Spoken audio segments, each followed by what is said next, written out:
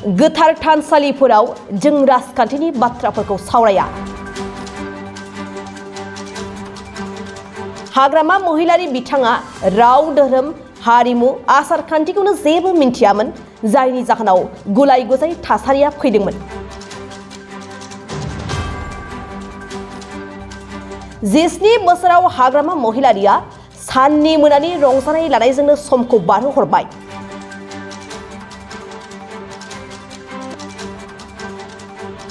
बे बाथ्राखौ बुंदों बिटिआरनि गाहाय मावफुं सोद्रोमा प्रमद बर'आ। उदालगुरि जिल्ला हरिसिंगा बियाब दुलाराय बाथौ गौथुमनि लांगोनायाव फैबाय थानाय समाव बबेबा गोजान थावनिफोरनिफ्राय थानसालियाव नायबिजिरनो फैनाय आलासि बिथांमोननि जिरायसालि न'नि गोनांथिखौ नोजोर बोनानै बिटिआर सरकारनिफ्राय गोदानै लुफुंनो थाखाय अन्थाइ खाम्फा बेखेवनाय हाबाफारियाव बाहागो लानानै बे बाथ्राखौ गोख्रों रावजों बुंथिना होदों बिटिआरनि गाहाय मावफुं सोद्रोमा प्रमद बर'आ। हरिसिंगायाव बाथौनि गोदान आफादा समायखिरा लादों। आं बिथांमोननो गोख्रोङै खामानि मावनो आफा बोराइ बाथौआ अरायसम बोर सारस्रिथों। बिथांमोननो आङो आफा अबंलावरिनि खाथियाव आर'ज गाबो। आरो दिनै बेवहाय हरिसिंगा जोंहा बाथौनि केम्पासाव मोनसे गेस्ट हाउस लुफुंनायनि थाखाय अन्थाइ खाम्फा गायदों। बेवहाय आंजों लोगोसे MCLA सन्जय सरगियारि आरो पबित्र बर' आरो गासैबो जोङो बाथौनि दैदेनगिरिफोरजों जों बेवहाय बाहागो लादों। आङो बे हाबाफारिया जाफुंसार मोनदों। आं बेखौ जाफुंसारथों बेखौ आङो आंनि फारसेनिफ्राय आंनि बोर सारस्रिनाय आरो आंनि हामलायनायखौ आं बावहरदों। दा जि सोंलुखौ सोंदों बियो बाथौजों एसेबो सोमोन्दो गैया। हाग्रामा महिलारिया मा बुंदों मा बुङाखै बेखौ उनाव गुबुन जायगायाव आं फिननायखौ होगोन। दा एटलिस्ट इसोरनि थानसालि, इसोरखौ जेराव जों गाबज्रियो, जि जायगाया गोथार बेवहाय जोङो पलिटिकेल बाथ्राफोरखौ रायलाया। उनाव गुबुन जायगायाव जेसेबां सोङो लिस्टखौ गोलाव खालामनानै ला, कुइसनफोरखौ आं गासै एन्सार होगोन। अब्लाबो सार बै समाव खिन्थु माने बेबायदि मन्दिर जेबो खामानि मावाखै। दा बिथांमोननि साननाय हनायानो बेबायदिमोन। बिथांमोना ना धोरोमखौ मिथिगो, ना हारिमुखौ मिथिगो, ना आसार खान्थिखौ मिथिगो, ना सोलोंथाइखौ मिथिगो। बिथांमोननियाथ' मा आरो बेखौ बुंलायनाङा। साननि मोनानि एन्जयमेन्ट एन्टारटेनमेन्ट बायदिसिना खालामनानै मोजां मोनो। बेबायदिनो 17 बोसोरखौ हगार हरबाय।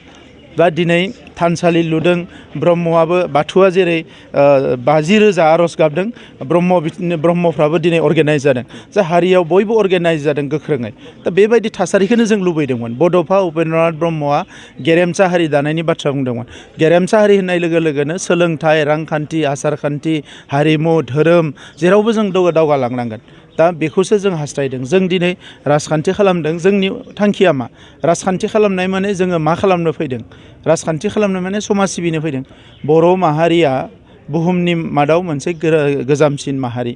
बे माहारि हिसाबै जोंहा गोबां आसार खान्थि, जोंनि हारिमु गासैबो दंजोबो। दा बेखौ बुहुमाव गोख्रों खालामनानै फोथांनानै दोनलांनाया जोंनि बिबान। दा साननैसो हाबाफारि मावनो फैनानै बिथांमोन बायदि लोंनाय जानाय रंजानायावसो जों गोसो होयोब्ला होमब्लाथ' हारिया जौगानाय नङा।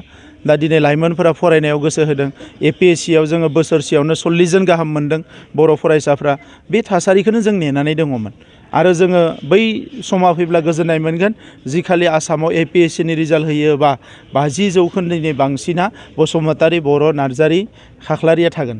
दा बिनि थाखाय जों खामानि मावनांगौ बयबो। नेसनेल जेला फुटबल गेलेगोन अब्ला फार्स्ट गल होग्राया बियो सोरबा बसुमतारी, नार्जारी, दैमारियानो जागोन।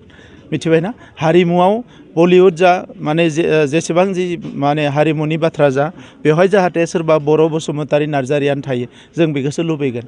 IITआव जेसेबां IIMआव बे गासैबो जिखिनि मोजां रिजाल्ट खालामो बे जोंनि सोरबा फरायसायानो जानांगौ। जों बेखौसो हास्थायो।